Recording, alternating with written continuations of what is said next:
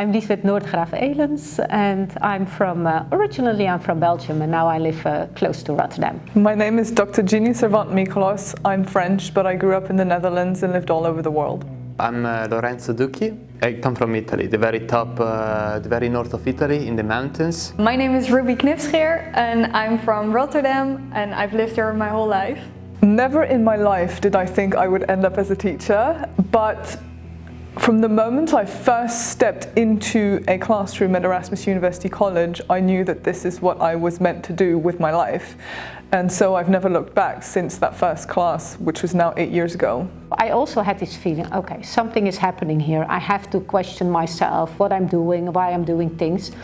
And then, I got this mission in my mind that was what I also wanted to bring the students. So the experience that they do matter.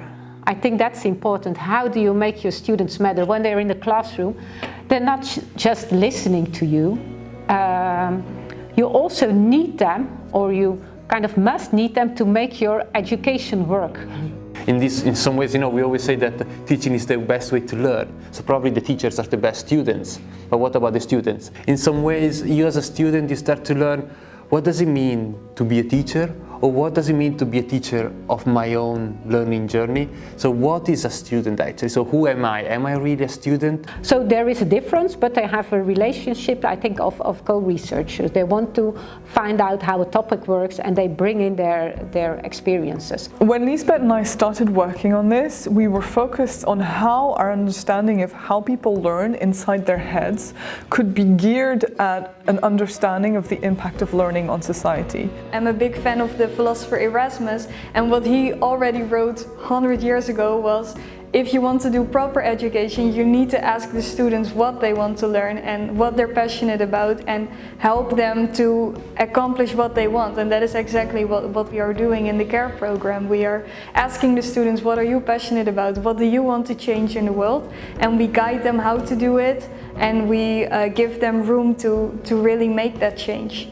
CARE and experimental pedagogics is a unique opportunity for students to really understand in depth how the journey from an idea to a transformation in society occurs, how the brain processes that information, how that changes our sense of identity, and how phenomenologically it transformed our desires and our purpose and our agency, how that works in a group setting with group dynamics and with group conflicts, and then how that translates into a societal context, how that clashes and forms structural issues of oppression, issues such as gender and race and socioeconomic class, and then finally how all of that is compounded by global problems like technology and climate change. And there's certainly some advantages of what we're doing now compared with how university was done 50 years ago. It's progress, there's no question of it.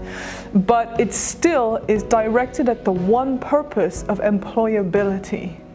And all the talk of societal impact and all the talk of how we can create a generation of engaged world citizens doesn't amount to anything if there isn't a genuine revolution in how we understand pedagogy. So I think also one way to address this problem is to get rid of this binary position between education and research.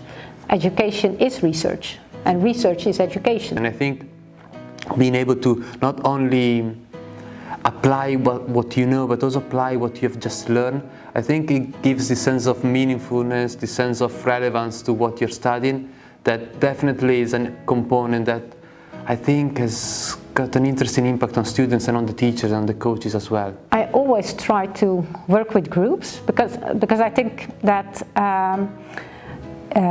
it shows, first of all, that you're dependent on others to make a difference. And I think the same thing as with the paperwork. Paperwork won't change the world. Doing something on your own neither. So if you want to make a change, you will need others. I feel very lucky that the groups of students that joined the CARE program in its pilot iteration were so unique in their own ways that they all brought such different ideas. Every one of the projects that they proposed was interesting and different not only from each other, but from anything else that I've seen in my entire educational career. They came up with innovations that I would never have thought of. And that's why experimental pedagogics is an exponential power-up for education innovation, because you're no longer relying on one teacher to come up with something and then implement it. But if you have 5 or 10 groups of students, that's so many innovations that are ready to roll out. Initially it started as guiding students to make to come up with their own topic in which they wanted to do research and which they wanted to make a change or an impact in the education world. But the more passionate we saw that the students became and the more actual data they've come up with, we just realized we needed to do something more with that. So now most of the groups have funding to do that, or to travel even to Poland or wherever they want to go, and to test their ideas and to make their data even better and to really make an impact in the world. So that's really cool of CARE, that we also help them really to make their ideas come true. I personally felt motivated to join the workshop just because I knew the students were so honestly smiley, open, honest and excited themselves, you know. And being able to arrive at the end of the CARE project where you get with students that still want to continue the CARE project, want to try and continue and bring their experiment and implement their experiments in their own time, with their own resources, to me is just the sign that something has worked out. I feel like the students who took part in the experimental pedagogics pilot came out with a sense of agency and their capacity to act in the world. They all came in with an interest in education, but what really got them going was when they realized that they would actually have a chance to implement their projects in a real-life setting, that they could get funding for this, that even following the basic bureaucratic steps of applying for money was an empowering act that allowed them to decide how they would conduct this project every step of the way. I think this is such a unique opportunity to find out where's your strength, where's your commitment. Try out. And if it doesn't work, then you know, nothing lost. You've learned a valuable lesson. And if you feel like you are in need of some more hands-on experience in your education, you are in need of something that is really concrete and tangible, I think the CARE could definitely be a good place for you to engage in different types of experiences, different types of learning moments. I think my advice for the students would be to, first of all, to make them kind of dream and think about, okay, what's the topic you want to engage yourself with? And then use the CARE program to find out whether that works for you or not. Come in with an open mind and to come in with a sense of what could be. This is as much a creative program as it is a cognitive program. So I invite students to come in with their left and their right side of the brain fully open to the experience that's ahead of them.